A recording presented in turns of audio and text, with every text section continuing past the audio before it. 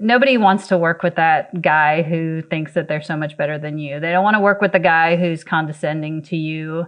And they don't want to work with the guy who gives them 50 charges to put into their chart as the patient's rolling out of the room. Yeah, we don't like them.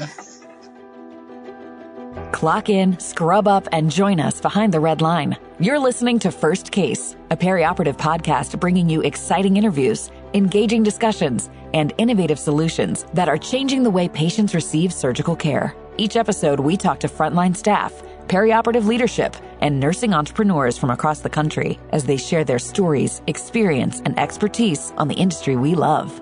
From the back table to the boardroom, from wheels in to wheels out, we tackle the real-life issues affecting the OR. Whether you're tuning in for surgical service education or inspiration, we're glad you're here. And now, it's time to roll back and start the first case. This week on First Case, we speak with Christine Hoene, an experienced orthopedic vendor with a clinical background. She currently resides in Birmingham, Alabama, and for the last 10 years has been working as an orthopedic sales rep after previously working as a scrub tech.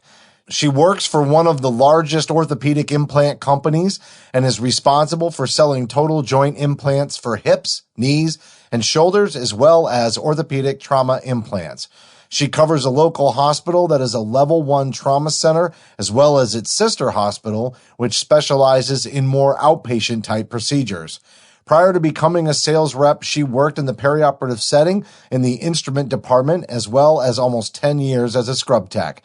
She cannot stress how valuable that experience has served her in her current role, and we're going to talk about that today because she loves the surgical environment and as a sales rep is still able to be an active member of the surgical team even though she's no longer in the sterile field. And Melanie, I know you invited Christine to join us because you know firsthand that she's a solid rep, and we're going to talk about her secret sauce and all the things that has differentiated her in her last 10-year career as an orthopedic rep. But I think one of the things that I'm really excited about is to share this because I know vendors listen to these podcasts. And if there's anything that they can take away that not only helps them be better at their job, but more importantly, helps them support the hospitals that they work at, this is going to have a great impact on somebody. I think it really will. Christine has really figured out the key to success in the OR by using the experience that she's got as a scrub tech and pouring that into the role she has now as a vendor. She's always prepared. She is always available and she treats people well and she has good relationships with the staff and with the surgeons. And all of that just spills over into making her very successful. It's going to be good to hear from her today and have her share that with everybody else. All right. Well, we're going to be right back with Christine Hoene after a short break.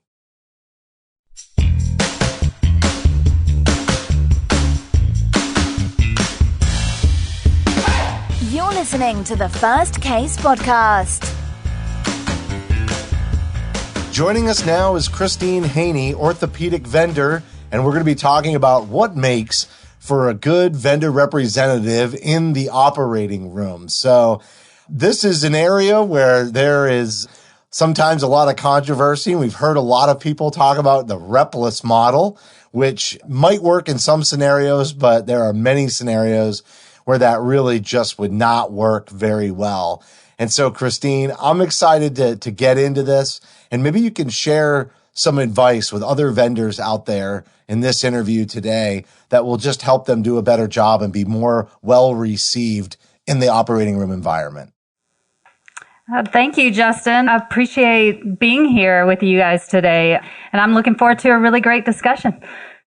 So why don't we start by just describing what a vendor's role is in the operating room? And I realize it may be different depending on who they work for, but from your experience, how do you see your role in the OR?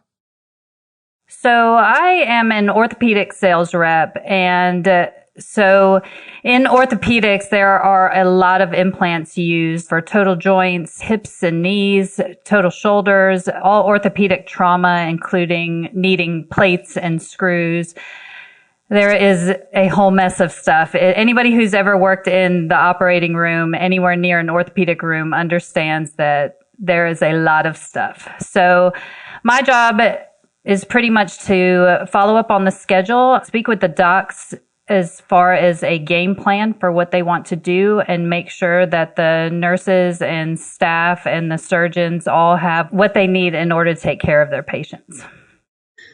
I work with a lot of vendors too on the other side of it, since I'm an orthopedic team leader. So I really understand all of the necessities that we have to have in order to do our cases. But from the vendor standpoint, what do you really think really makes you stand out from the crowd? What do you do to make sure that you're really taking care of your docs and of your accounts? So me personally, I have a background as a scrub tech. I spent 10 years working in surgery, scrubbed in on the field. And so I have a intense desire to take care of the patients, more so than I have to make any money from a case. So it is very important to me to be an expert in the field. I know what cases I'm doing. I'm very familiar with my implants. I feel like I can guide my surgeon and the staff as to how to use those implants. And I think that that's very important for patient safety. Well, gosh, I was going to ask you about training, but I see that's probably not necessary. But I guess I will ask you anyway. Even though you have this clinical background, did the company that you work for require you to go through their specialized training as well? And what did that entail if you did? Absolutely. All the companies, at least I believe all the companies, require their sales reps to go through a pretty intensive training program, both to get familiar with hospital protocols as far as knowing who the players are in the room, so to speak, and how to stay away from the sterile field, aseptic principles, all of those things. And then there's also a portion of it that deals with the particular implants that we use, so that we know all of the specifications of the implants, what size drill bits, what size are opening reamers, all of those types of things. As well as I've attended a training course for orthopedic trauma that involved a lot of x-rays that were being shown and them telling us exactly what types of implants were appropriate for different types of fractures. So you had some very generalized training, but then you also had very specialized training, very much around the products that you were bringing into the hospital. So let me ask you this too. When you did that training, I'm assuming it was in a group. It's not like they just do one-on-one every time they hire somebody new. Did you find that clinical background gave you a little bit of a leg up to understand what everybody was talking about? And were there some other, new hires that maybe in that training that you helped along? Because I can only imagine how intimidating it is for some of the other representatives who may have not been in that environment before.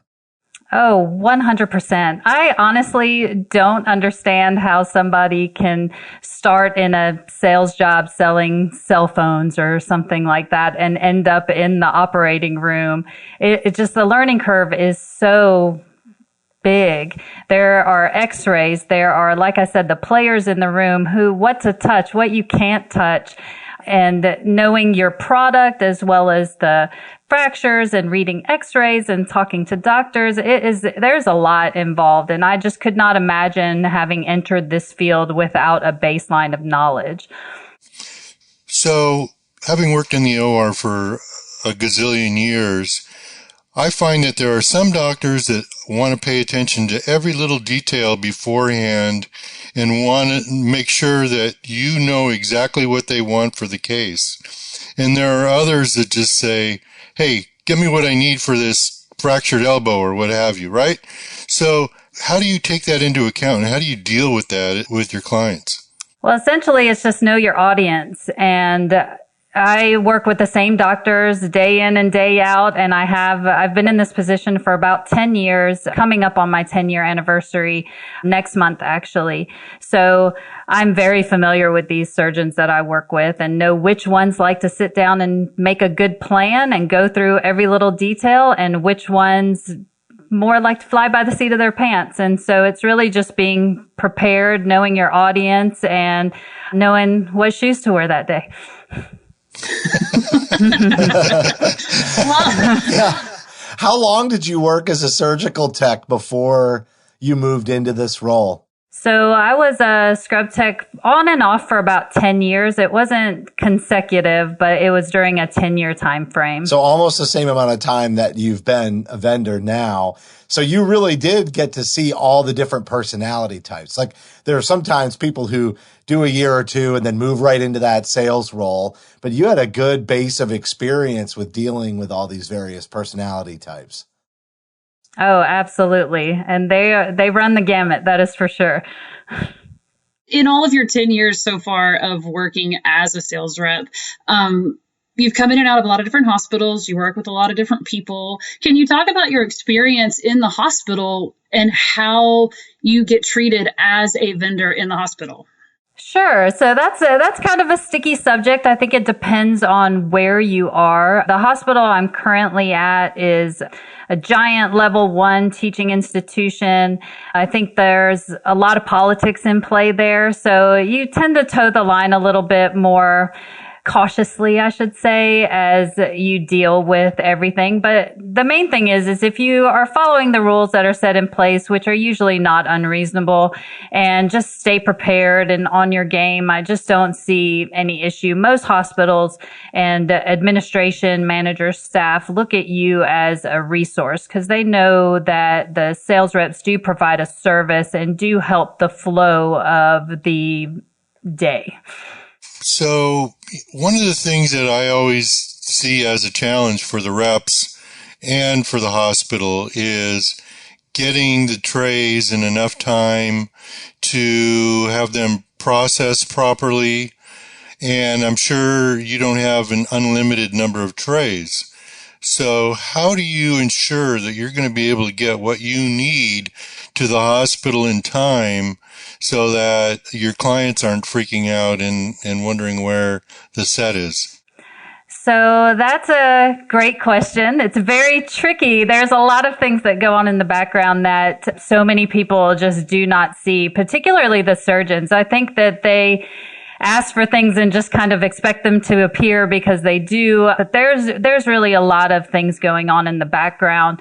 So there's a lot of logistics involved. Definitely checking the surgery schedule ahead of time and making sure you know what's needed. I also check x-rays. I ask the team leaders to look up x-rays for me all the time so that I can make sure that what's being asked for in a case is actually appropriate for that case, i.e., especially if there's a revision surgery for a total hip, say, that I want to make sure that if they posted with my stuff to do the revision, that it's my stuff currently in. That way we could try to avoid figuring things out while we're in the OR with a patient on the table. So we love FedEx in the orthopedic industry. We count on them a lot. There's a lot of early morning AM shipments and lots of phone calls, tracking numbers going on in order to get what we need. Couriers as well. There's a lot of people running around in circles in the background to make things get to where they need to be. You know, it seems to me that preparation is so key, but you can't prepare for everything because one of everybody's favorite words is add-ons. But let's talk about that preparation a little bit more, and specifically around technology, because I feel like there's a lot of software platforms either for scheduling or checking trays in or communicating maybe the IFUs to or instructions for use to sterile processing. What technologies have you found to be helpful to you? Like, I know why those technologies are helpful to the hospital, but what ones have you found to be, more helpful to you in coordinating some of that and being more prepared, and maybe even just around communication with the hospital? I got to be honest, I have not found any software programs that have been put in by the hospital that have changed my life for the better. Our hospital now has just started using a schedule management program. And honestly, I just feel like all it does is bugger up my email. I just have lots of emails from them, and it's almost too much going on. I do like that it does give me access to the scheduling feed, but I'm pretty relentless in my need to make sure that I'm prepared for my cases. So I'm all about checking the schedule the day before, the week before. I talk to my surgeons. I don't want to be caught without having what I need or what the patient needs. And that is just would be an absolute nightmare for me. And so I do everything I can to avoid that. And so while I think that some of these things are great, it's much easier to check in a loaner these days, which I think is a good thing. But other than that, I just don't necessarily feel like the technology, at least none that I've seen so far, has been life-changing. Yeah. And what I think I heard you say in there too was the fact that it can't replace good, consistent, proactive communication, which is, I think, maybe a soft skill that's critical to your success. Oh, I completely agree with that. I say all the time that you cannot over communicate with me. I would rather 10 different people tell me about the same case 10 different times than not hear about it at all. So you cannot over communicate with me. And I think that that's really important. You just need to keep your ears open and make sure you know what's going on in the day and stay ahead of it. You were talking about how the most important thing to you is patient care. But as a sales rep, you also have to keep your company happy, right? So they must have some goals for you to achieve and targets that you have to meet. So there's got to be pressure. And I know most of these orthopedic companies put quite a bit of pressure on their reps to get out there and make those sales. So how do you balance that pressure to reach your quotas with keeping the client happy and not feeling like you're pushing too hard to get more sales in their department? Well, so I'm probably not the most normal sales rep when it comes to this. Yes, of course, I do have a quota. It's always bigger the next year. Our company is very focused on growth, as are all of these companies. But I refuse to let the money aspect of it rule everything. I will work as hard as I can. I will sell as much as I can, but I am just not a pushy person when it comes to what surgeons could use. And I've worked with some other sales managers who have wanted that out of me, and I just cannot do that. That is not my thing. And I think that possibly because I came from a clinical background, that is much more difficult for me to engage like that in a very aggressive sales manner. But I'm more about keeping up everybody happy. I will go get a competitor's tray for you if you need it. I'm just want to be a part of the team, really. What I just heard there was that you earn it. I think there's a lot to be taken from what you just said, because when I left nursing and went into a sales role, I focused all on education, and I didn't care if the customer did business with our company or not. I wanted to show true value. And I think that what you're talking about is presenting value, that you're not going to have any problems. I'm going to be part of the team. I'm going to make sure your day goes well. And that honestly makes you're not expendable. It makes you one of the most valuable people on the team, as you said. And so are there some other things that you feel like are integral to that for you, as far as, like, I guess, other strategies where you're helpful and you're bringing that value? I mean, I realize the communication piece, I heard the preparation piece, but what about, do you do education to the customer? Do you help do some conflict resolution sometimes if it's centered around your product and misunderstandings? Like, that's got to be one of the skill sets that you're probably really good at, because you've got the clinical background, so you can speak from a different level of competency. I would definitely like to think so. That's for sure. I do hold in-services for both central sterile as well as operating room staff. I try to introduce them to new instrumentation, how to put your hands on it, put everything together. But I also, having the background of being one of the staff, I am really good at fetching anything that needs to be done. I know where everything is in that hospital. I'd like to think of myself as a great resource as far as off-service people being in orthopedic rooms and not understanding how to run a fracture table, for instance, or how to drape a C-arm or a microscope or, whatever it is. And I am more than willing and able to help do all of those things. I get phone calls and text messages of people just asking random questions that have to do with cases that I'm not involved in, and I'm thrilled to be a part of that. I love being helpful and feeling that I provide value to everybody that I work with. Yeah, you made yourself a resource. And it's funny you mentioned Central Sterile, because in a lot of hospitals, the vendor representative maybe not their favorite person, especially if you're not doing that training and walking through how to process the tray. And maybe you already had experience with that department from working as a scrub tech, but I feel like if they want to kind of undermine you a little bit, it's pretty easy to do if you're not kind of scratching their back. So do you see that as a critical part of the job? Oh, absolutely. And in addition to being a scrub tech, my very first job in a hospital was working in the instrument department, but actually in the hospital that I work in the most now. So it's a very interesting dynamic.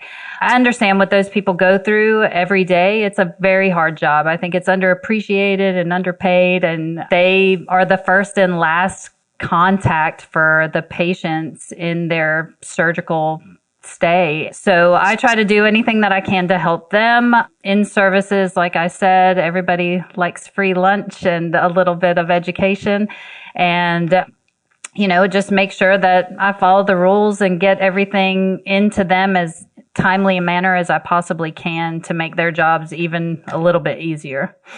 You really put a lot of effort into making everybody's job easier, and it shows in how hard that you work day in and day out, just being that resource for the people in the hospital.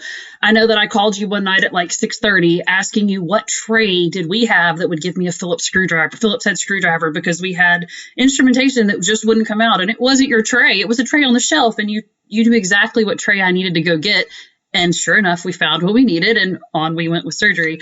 But there's a relationship there with the staff in the room and with our vendors, and especially in orthopedics, because that's what I know the best. We need you guys, and y'all really help us out. But how do you develop that relationship with the staff, or how do you support the staff in the room to make sure that they have the information they need, they have the implant documentation that they need, and that they have what they need so they can get their cases done? So I feel like helping the staff and getting on their good side seems to me like one of the easiest things. I mean, it's all about building a level of trust. And the people in the room, I know when you first walk into a room as a perfect stranger, everybody's eyes are on you, and they're all watching to make sure you don't get too close to the sterile field and you don't touch anything that you're not supposed to, or open items you're not supposed to open. So I think walking in and just being upfront, introducing yourself to everybody, sometimes I'll tell people that what my experience has been working in the operating room, but most of the time I just ask them if they have any questions about what we're about to do, if the case, and just try to be respectful. I mean, I know what it's like to be on that side of the table, so I don't fill up 10 pages of implant charges and hand it to the circulator as they're about to roll the patient out of the room. And nobody likes that. That tends to not get you on anybody's good side. But I think at the end of the day, it just really comes down to communicating and communicating well with everybody around you. And that I just can't think of anything else that makes you more successful in this type of role. So you're talking a lot about the relationship with the staff in the room. But one of the things I've noticed over the years is the relationship with the physicians, especially a lot of the orthopedic reps. They become the buddy to the docs, maybe even outside of work. And it might be easier for a male orthopedic rep to do that than a female orthopedic rep. But how do you deal with that? You're not playing on the same softball team as them, or are your kids in the same classes at school? Depending on the area where you live, could be the relationships that way. So tell me how that part of it works for you. Well, that's a very interesting question. I feel like it's not really any different than it is with some of the guys. I don't necessarily do hunting trips or anything like that. I'm not a hunter, but I will go out and play golf with them. But in all seriousness, there's a lot of meetings that go on, orthopedic national meetings that go on, that we'll go and have dinners, set them up with other corporate people so that they can try to increase their footprint. And I think that those types of things go a long way as far as we do labs, cadaver labs, in order to teach the residents, which we have a big residency program here. So in all honesty, they're actually a great way for us to kind of bridge that gap, because we do a lot of events with the residents, and the surgeons as well will come along or be a part of those as well. And so there's just so much opportunity to be around these guys that I can have a good relationship with them in the hallway, even if I'm not shooting things with them.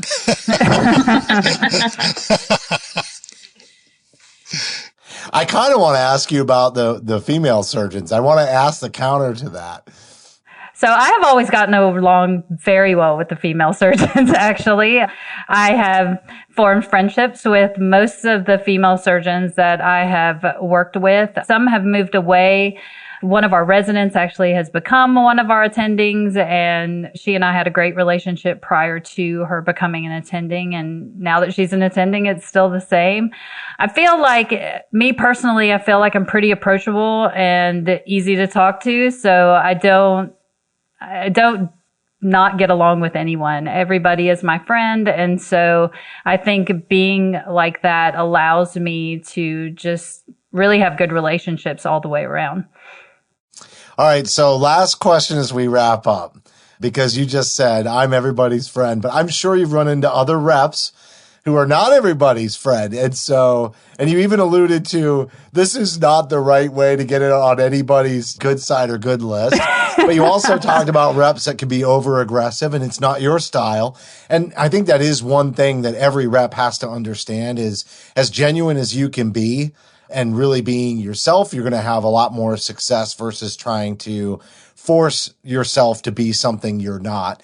But what are some major mistakes, especially with I've hired and trained a number of eager young reps who it was like you had to keep reeling them back.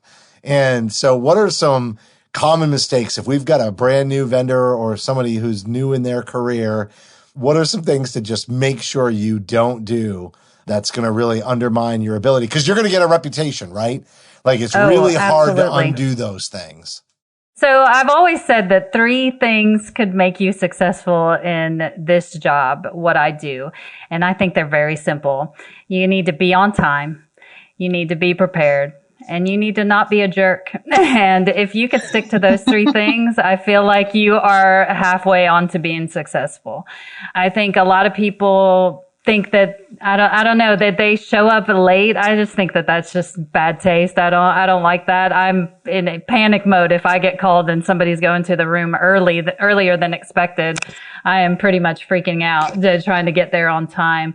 Definitely have everything that you're supposed to have for this case, and then some other things that you might possibly need. And then just always be nice to everybody around you. And nobody wants to work with that guy who thinks that they're so much better than you. They don't want to work with the guy who's condescending to you. And they don't want to work with the guy who gives them 50 charges to put into their chart as the patient's rolling out of the room. Yeah, we don't like them. Excellent interview, Christine. Some really great insights there. And you have a unique skill set that you brought to the table, but you really know what it takes to be a great rep. And I appreciate you sharing that with the audience today. Hey, thank you so much. I really appreciate you guys having me on. This was a lot of fun. Well, we'll have to have you come back and you can talk about all the things that reps should not do in greater detail. Or you can keep a list of the things you see over the next 6 months, and we'll have you come back. That's what I was going to say. I'll just be taking notes in the background while I'm watching all my competitors.